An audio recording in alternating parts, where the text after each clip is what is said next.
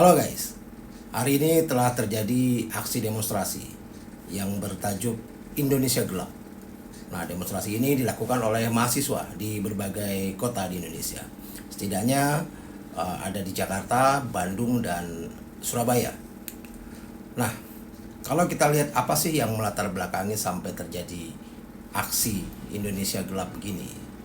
Jadi, aksi Indonesia Gelap ini digagas oleh mahasiswa yang tergabung dalam Badan Eksekutif Mahasiswa Seluruh Indonesia atau BMSI dan sejumlah organisasi masyarakat sipil lah. Nah, tema Indonesia Gelap ini dipilih sebagai simbolisasi atas kondisi bangsa yang dianggap berada dalam situasi kritis, baik dari segi ekonomi, politik, maupun sosial. Nah, mereka menilai bahwa kebijakan pemerintah Presiden Prabowo Subianto ini selama masa awal kepemimpinannya justru malah memperburuk kesejahteraan rakyat. Nah, ada beberapa isu yang menjadi sorotan utama dalam demonstrasi ini, meliputi soal krisis ekonomi yang ditandai dengan meningkatnya harga bahan pokok dan energi. Lalu terjadinya ketimpangan sosial akibat kebijakan yang dinilai hanya menguntungkan kelompok elit saja. Lalu juga soal kebebasan sipil yang semakin terancam dengan berbagai revisi undang-undang yang kontroversial. Nah, para mahasiswa menyebut bahwa aksi ini sebagai bentuk perlawanan terhadap apa yang mereka sebut sebagai kegelapan demokrasi di Indonesia. Nah, dalam aksi ini, mahasiswa menyampaikan sejumlah tuntutan tentunya kepada pemerintah. Antara lain adalah, yang pertama, mengevaluasi kabinet pemerintahan Pak Prabowo ini. Para mahasiswa mendesak Presiden Prabowo untuk melakukan evaluasi yang menyeluruh terhadap kinerja kabinetnya, terutama terkait menteri-menteri yang dianggap tidak kompeten dalam menangani persoalan rakyat. Nah, mereka menyoroti program-program pemerintah yang dinilai tidak efektif, seperti program subsidi pangan dan energi. Lalu berikutnya adalah soal penerbitan Perpu perampasan aset. Nah, mahasiswa meminta Presiden segera menerbitkan peraturan pemerintah pengganti undang-undang atau Perpu terkait perampasan aset hasil korupsi. Nah, karena hal ini dianggap penting untuk menunjukkan komitmen pemerintah dalam memberantas korupsi secara tegas, bukan hanya di pidato-pidato saja.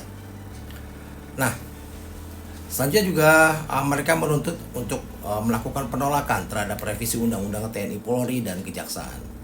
Karena revisi undang-undang ini dianggap berpotensi memberikan kekuasaan yang berlebihan kepada aparat keamanan dan kejaksaan, sehingga dapat mengancam prinsip demokrasi dan supremasi hukum. Nah, lalu berikutnya, mereka juga menuntut dilakukannya reformasi Polri dan penghapusan dwifungsi militer. Nah, mahasiswa menuntut adanya reformasi di institusi Polri untuk meningkatkan profesionalisme dan akuntabilitas. Selain itu, mereka juga menolak keterlibatan militer dalam urusan sipil yang dinilai bertentangan tentunya dengan prinsip-prinsip reformasi TNI pasca reformasi 1998. Nah, selanjutnya mereka juga menuntut untuk peningkatan kesejahteraan rakyat. Mahasiswa meminta pemerintah untuk lebih fokus pada program-program yang langsung berdampak pada kesejahteraan rakyat, seperti pendidikan gratis, layanan kesehatan yang universal, dan pengendalian harga kebutuhan pokok. Nah, kalau kita lihat ya, sampai sore tadi, aksi demonstrasi berlangsung serentak di berbagai kota besar di Indonesia, seperti Jakarta, lalu ada juga di Bandung, Surabaya, gitu ya, Yogyakarta, Makassar, dan beberapa lagi lah. Nah, di Jakarta, ini ribuan mahasiswa berkumpul di depan Istana Merdeka sejak pagi hari. Mereka membawa spanduk bertuliskan Indonesia Gelap dan menyerukan yel-yel protes terhadap kebijakan pemerintah. Demonstrasi berjalan damai meskipun sempat terjadi ketegangan antara mahasiswa dan aparat keamanan saat massa mencoba untuk mendekati pintu gerbang istana. Nah, sementara itu di Bandung, aksi dipusatkan di depan Gedung Sate dengan jumlah peserta mencapai ribuan orang. Nah, para mahasiswa juga melakukan orasi yang berbentuk orasi budaya juga, dengan membacakan puisi-puisi kritik sosial sebagai bentuk protes yang saya rasa sangat kreatif. Nah, di Surabaya, demonstrasi berlangsung di depan kantor Gubernur Jawa Timur. Nah, mahasiswa dari berbagai kampus bergabung untuk menyampaikan aspirasi mereka melalui long march ya sepanjang jalan protokol kota.